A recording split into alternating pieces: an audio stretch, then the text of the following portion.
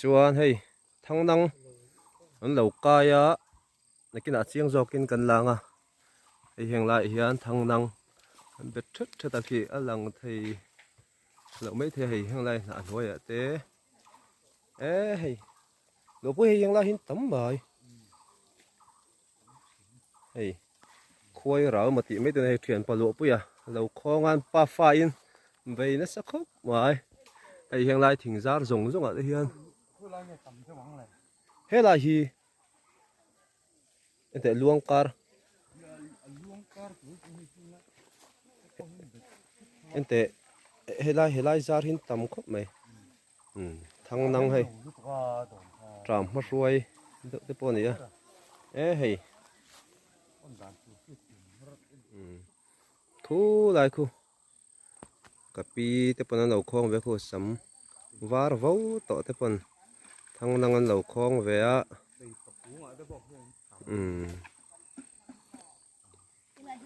hei thang nang chơi heng hi ni a hei lang chiang đỡ thế cái hiền khu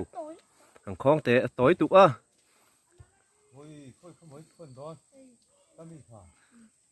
nè bà phải lâu vậy nó sắc khóc vậy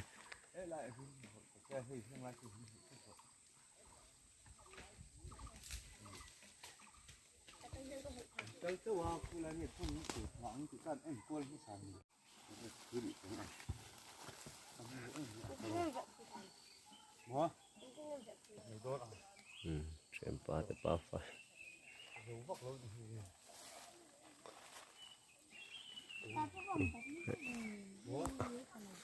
khi lại cũng ở bao hàng cay ngủ cả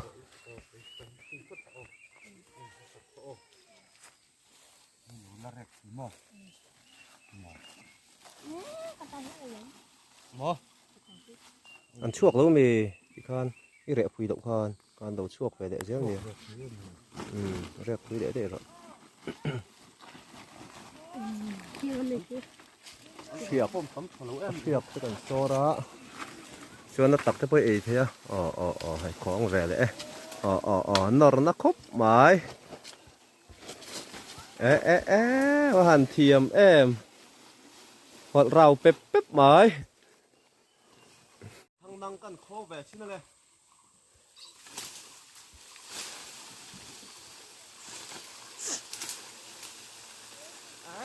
phải ăn mùm mấy anh tắm lé mày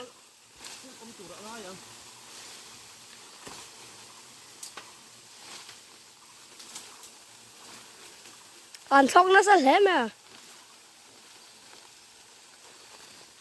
chỉ vất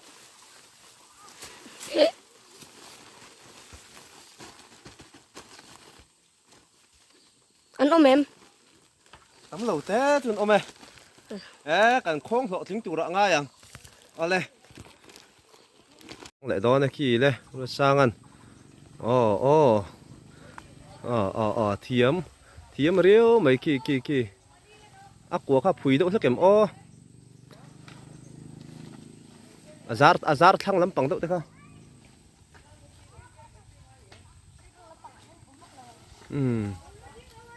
chồi ngay chồi sao em chồi lại rất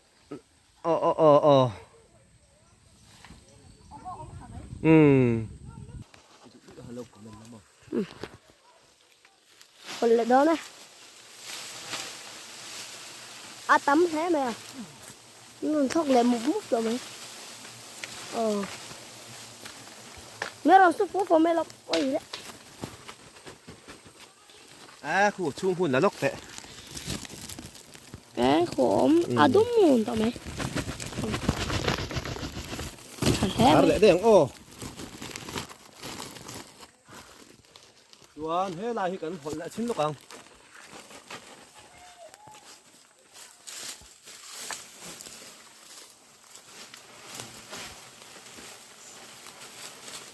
thằng đang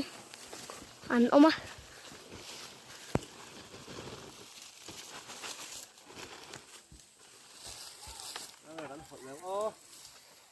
hết tiền lại hi thằng em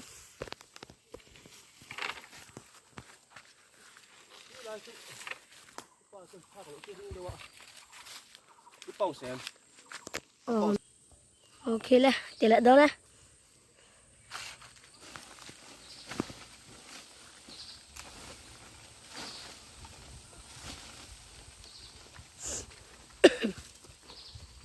anh lụt em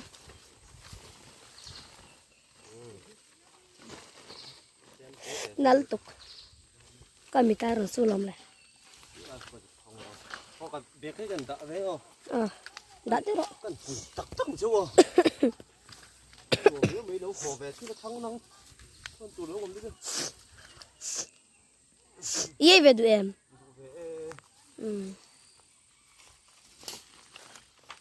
tel này nó cần hơn ri mỏm là ra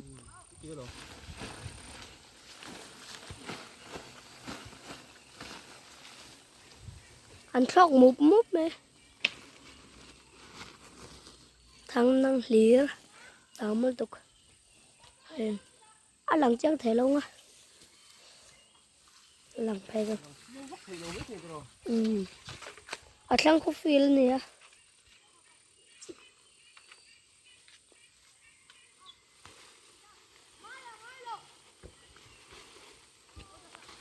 tầm chân tầm mà lại con thì harul được à khi thì lại mi để khó chạm mà lại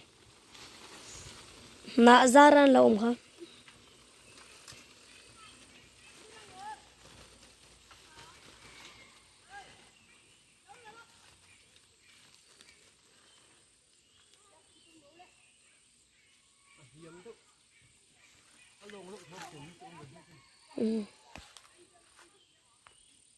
này thằng năng tầm một tục thằng năng liếc này mà sẽ ăn lần chiếng vắt luôn thì khi thì lại luôn ở tay khen nó tắm này mụ thiềm ha hay thì lại thì hen ôm tréo mà chuan khi thì lại tay khen tắm đấy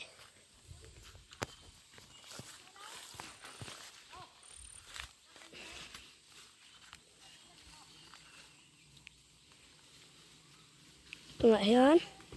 mình không mé coi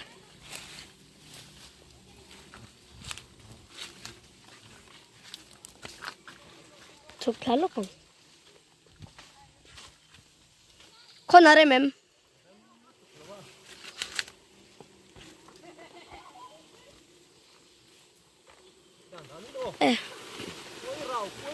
ô tắm mày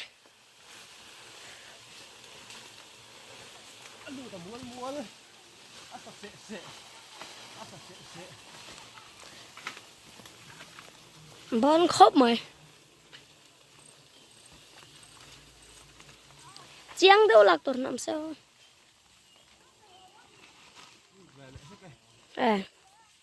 thật chứ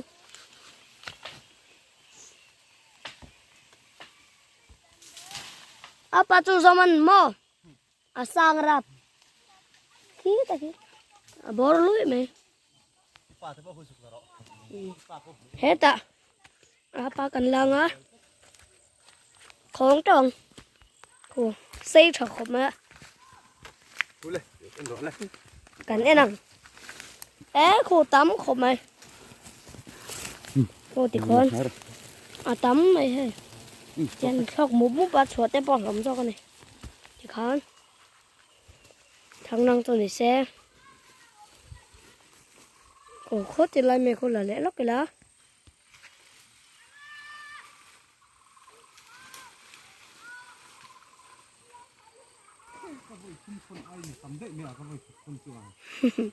sang sớm mà làm kì tầm em này thằng năng mũi tuy chèm chèm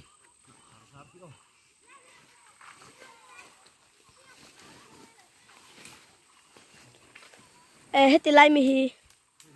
hay mà sẽ còn là hai đằng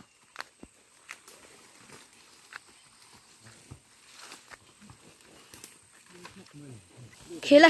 tỷ lệ ta ăn nát tục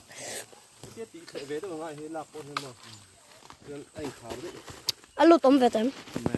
em lẽ nó còn em Rồi cậu là lẽ lắm. Nè, thù. Thế, cô ôm lại tới. Cho không ấy.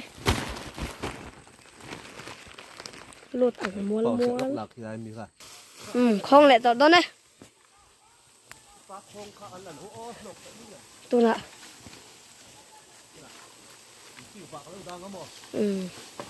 Thì con.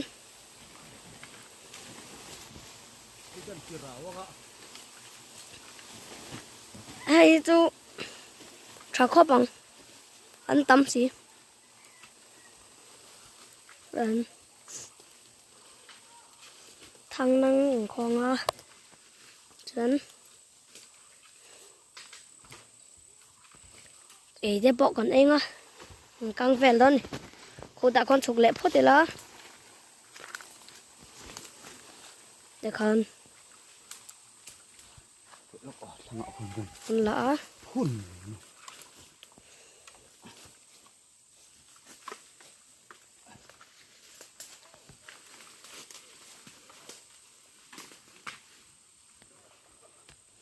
mà đi trong khăn đồng cái vác à để lại hiện đồng cái vác à tắm tụi con không sền lâu cá dùng không to sẽ khum mà hết à thì con lên đi feel chắc anh nhỉ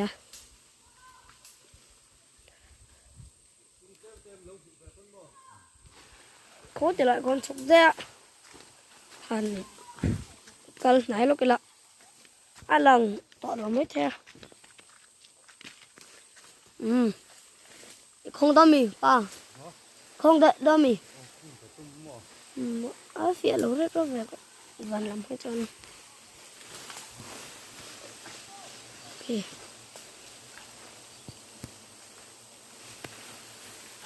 khá khá nha chuẩn này hắn tắm tục khang năng chứ còn vậy cho nên tắm tục này ta trồng hen phía đường alo tem alo tem à thật chứ ok thì lại đó này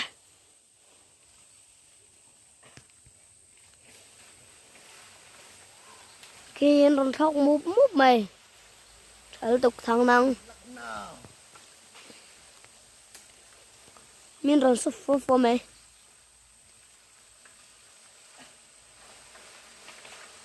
à tôi tìm đi đang dân lọc đón tụi quay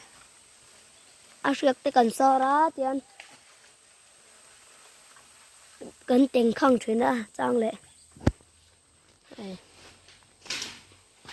tiền gì à tiền không lẽ